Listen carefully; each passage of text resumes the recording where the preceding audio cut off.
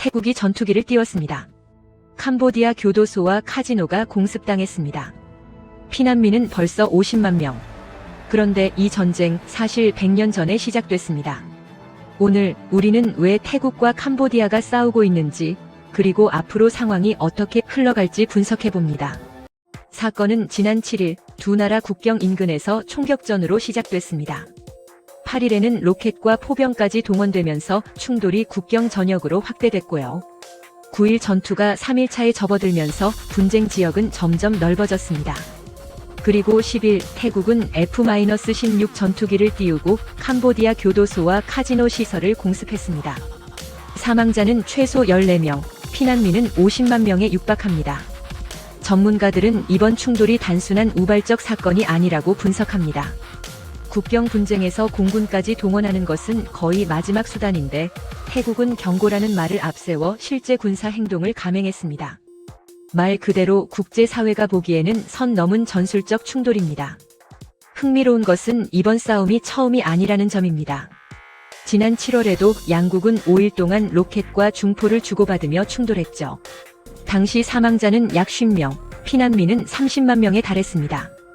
트럼프 대통령의 중재로 평화협정이 체결되었지만 불과 보름 만에 태국군이 지뢰를 밟는 사고가 발생하면서 협정은 즉시 중단되었습니다.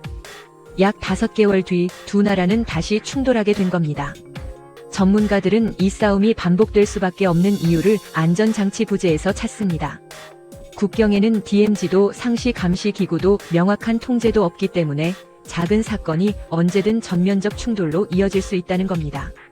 그렇다면 왜 두 나라는 이렇게 오랫동안 싸울까요? 핵심은 바로 지도입니다. 1904년에서 1907년 프랑스와 당시 시암 태국은 식민 지배와 영토 조약을 맺었습니다. 하지만 프랑스가 기준으로 삼은 지도와 태국이 가지고 있던 지도는 달랐습니다.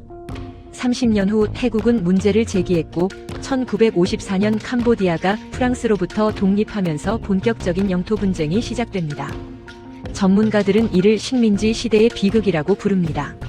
원래 국경은 완충 공간이었지만 서구 열강이 직선으로 국경을 그으며 분쟁의 씨앗을 남긴 것이죠. 그 결과 오늘날까지 100년 이상 분쟁이 반복되는 겁니다.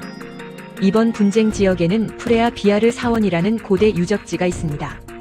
1962년 국제사법재판소 ICJ는 사원 자체는 캄보디아 소유라고 판결했지만 주변 땅에 대한 소유권은 판단하지 않았습니다. 이 때문에 국경선 분쟁과 결합하며 충돌의 씨앗으로 남았죠. 전문가들은 이 문제를 단순한 영토 문제가 아닌 문화 전쟁으로 분석합니다. 캄보디아는 크메르 문명의 정통성을, 태국은 역사적 계승을 주장하며 서로 물러설 수 없는 구도가 된 겁니다. 즉 국경선만 문제가 아니라 자존심 싸움인 셈이죠. 재미있는 사실은 이 국경은 철책이 거의 없고 마을과 마을이 바로 마주보고 있다는 점입니다.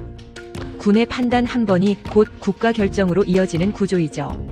작은 사건이 전면적 충돌로 번질 수밖에 없는 구조입니다. 전문가들은 이 지역을 싸우라고 만든 국경이라고 표현합니다. 실제로 과거에도 비슷한 구조 때문에 충돌이 반복됐습니다. 이번 충돌이 이전과 다른 점은 내부 사정까지 얽혔다는 겁니다. 태국은 총리 지지율이 48%에서 23%로 급락했고 캄보디아는 경제 성장률 하향과 미국의 온라인 범죄 제재로 어려움을 겪고 있습니다. 태국은 국경 스캠 단지를 단속한다는 명목으로 행동했고 캄보디아는 주권 침해라고 맞서면서 분쟁이 격화됐습니다.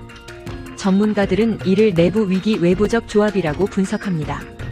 정치적 경제적 위기를 외부 갈등으로 덮으려는 패턴이 겹친 결과입니다. 그렇다면 앞으로 어떻게 될까요? 전면전 가능성은 낮지만 국지전은 당분간 계속될 전망입니다. 공중전 확대 여부가 핵심 변수이고 두 나라 모두 물러설 명분이 없는 상황입니다.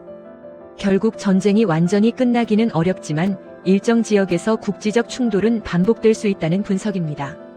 여러분이라면 100년 넘게 이어진 국경 분쟁을 어떻게 끝내야 한다고 생각하시나요? 댓글로 의견을 남겨주세요. 오늘 이야기 지금 아니면 나중에 알기 힘들 수 있습니다.